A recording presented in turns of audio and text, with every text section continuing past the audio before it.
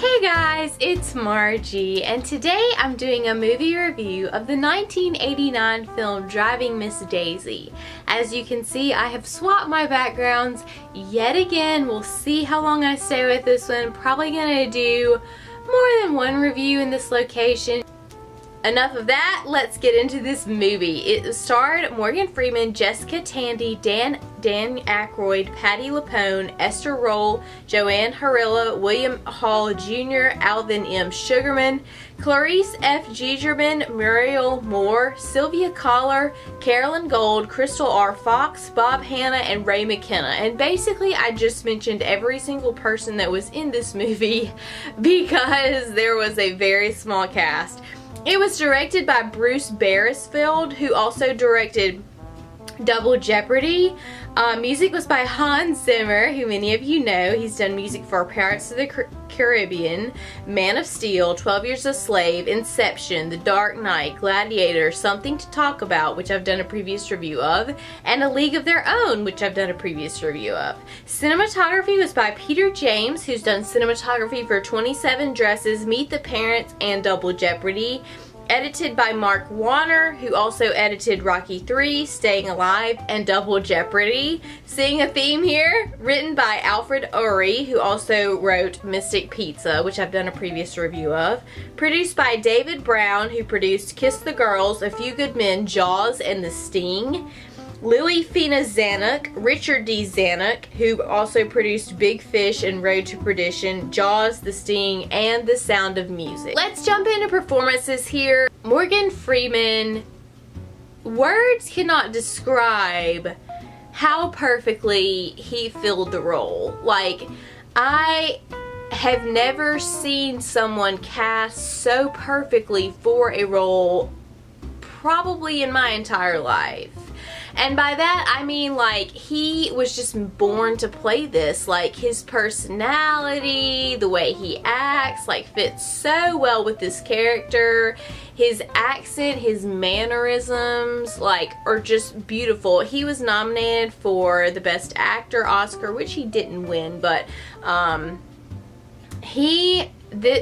this acting given by him is amazing. And if you're a Morgan Freeman fan, why haven't you seen this movie? Yeah, like, seriously, it's probably the best I've seen him, and he pretty much delivers in almost every film I've seen him in. So he did extremely well. Jessica Tandy killed it. She won the Oscar for Best Actress. She did so well, and I love the way that she, like, her character is so feisty, or she, like, made the character extremely feisty, but none of that seemed fake. Like, it all seemed genuine. Like, she really was that feisty of a character. You know, some people try to, like, make their character seem a certain way or be a certain way, and you're just like, this is so, like, not realistic. But with her, it was so real, and the way that she made the character age, and the makeup in this movie, by the way, was just amazing. If you like good performances by actors and you want to just watch some good acting, take some pointers from Jessica Tandy. She did extremely well. Dan Aykroyd actually did extremely well too, and a lot of people know him for more of his comedic roles, but to me, he played a character that's kind of a, like, it's the son of Jessica Tandy, and he played kind of a sleazy character. He's not really sleazy, he's just lazy, and he's kind of, when you first, like, you're introduced to him, you're like, I don't really like this guy, but by the end of the film, you kind of warmed up to the character, and he had a lot of serious moments. So I do applaud him because he did extremely well, even in his serious moments. And he was nominated for Best Actor in a Supporting Role as well. Patti LuPone and Esther Roll both did really well. Their performances were solid.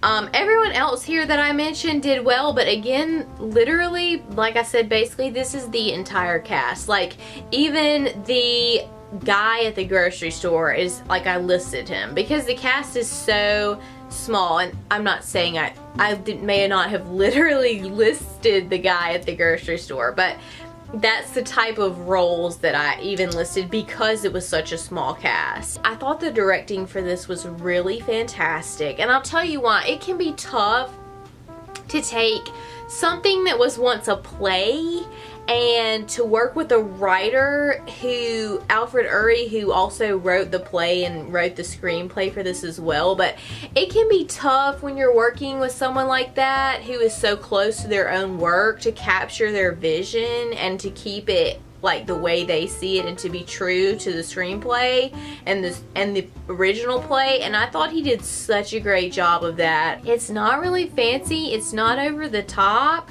but I really enjoyed the directing for this. The music to me was perfect. It wasn't too over the top, but it wasn't underwhelming. It went really, really well with this film. I really enjoyed the score. The cinematography for this is one of my favorite things about this movie, as well as the production design. The colors and the lighting in this film are beautiful, especially the way that the Miss Daisy's house is decorated is really beautiful, and the way that the cinematographer captured the lighting and everything and brought out those rich colors, like, amazing. Peter James did such a good job. The editing for this to me was good. I didn't think it ran too long. I didn't think that too many of the scenes were unnecessary. I mean, maybe one or two, but the good thing about this movie is the two characters, like, okay, when you meet them and you know them, and I feel like I can especially say this, like, as someone who lives in the South, like, you feel like you know that person. Like, I feel like I know a Miss Daisy easily.